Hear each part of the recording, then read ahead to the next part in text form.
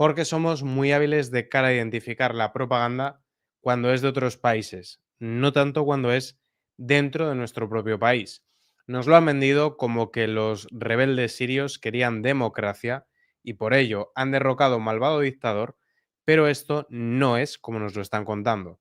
Tiene más vertientes, tiene más aristas. Ha habido un gran empuje por parte de lo que se llama el Ejército de Liberación Sirio, que ya sabemos que son un grupúsculo de asociaciones terroristas. Es cierto, aquí también hay que hacer honor a la verdad, ¿no? Ni todos los que están son terroristas, ni todos los que estaban apoyando el gobierno son criminales, como dicen, ¿no? Esto obviamente ya sabemos que no son blancos y negros nunca, pero esto es importante. Es decir, dentro de eso es cierto que hay una parte de la población contraria al régimen de Al-Assad que, pues, que se ha sumado a un montón de iniciativas por parte, de este caso, de países extranjeros, que son los que han fomentado esta guerra. Saltamos en el tiempo atrás, lo que tú decías, primaveras árabes, ¿no? Que se llaman primaveras árabes. Bueno, son revoluciones de color, clásicas revoluciones de color, a mando de terceros países para desestabilizar ciertos países, en este caso sobre todo fueron Libia e Irak.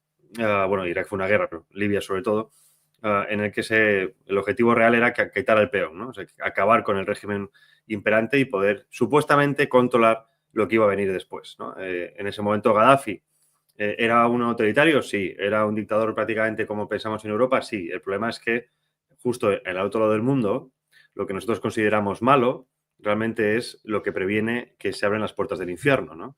¿Gaddafi era un HDP? Era un HDP. Pero es que era, como dijo en su momento los franceses, era su HDP. Hasta que ya dejó de interesar porque propuso la creación de una moneda africana.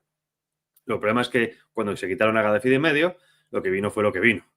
Y tenemos hoy un país dividido en dos, un país, o sea, un gobierno oficial, otro no oficial, con un montón de traficantes y un montón de problemas que son los que precisamente se utilizan los traficantes de personas para enviar a Europa. Pasó lo mismo en Siria.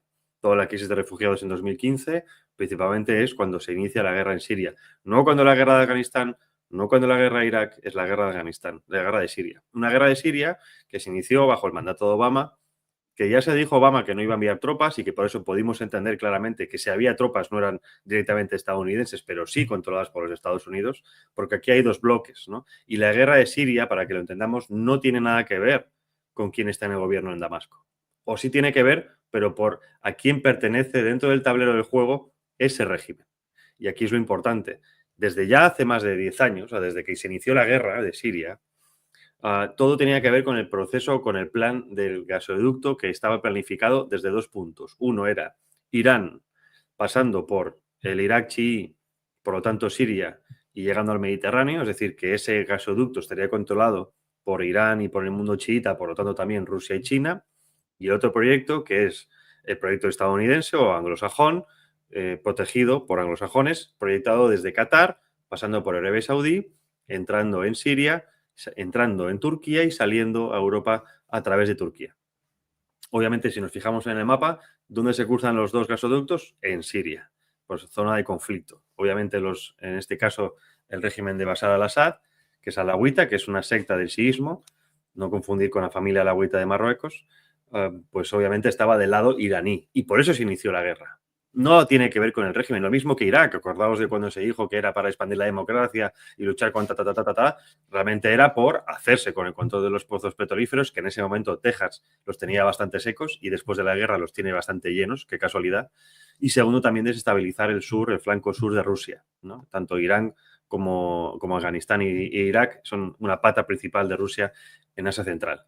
Eso se congeló, es decir, se pudo vencer hasta ese momento a la coalición de terroristas protegida, financiada y con inteligencia de Arabia Saudí, Turquía, Israel, Estados Unidos, Reino Unido. Y obviamente eso nunca se ha tragado, nunca se ha aceptado, ¿no? Era un conflicto latente.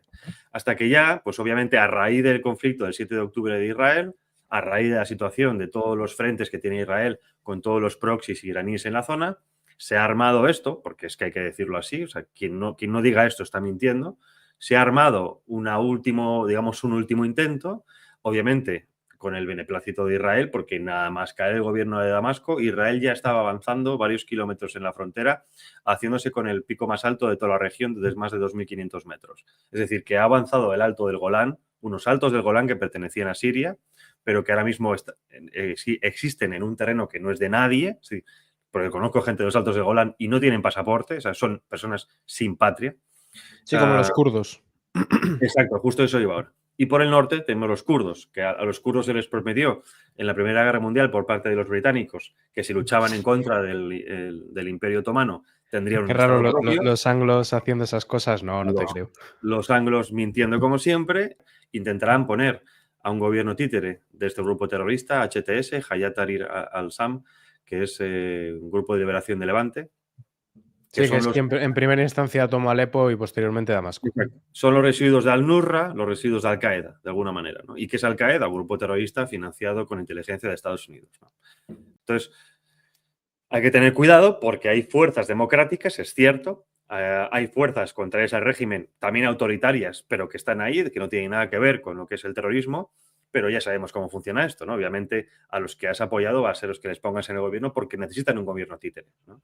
Un gobierno títere para acabar con todo esto, con todo lo que ya estaba. Que recordemos que no solo es la caída de Siria, es que con Siria lo más grave para Rusia es que ha perdido la salida al mar de Mediterráneo. Es decir, su control mediterráneo pasaba por la base naval que tenía en Siria.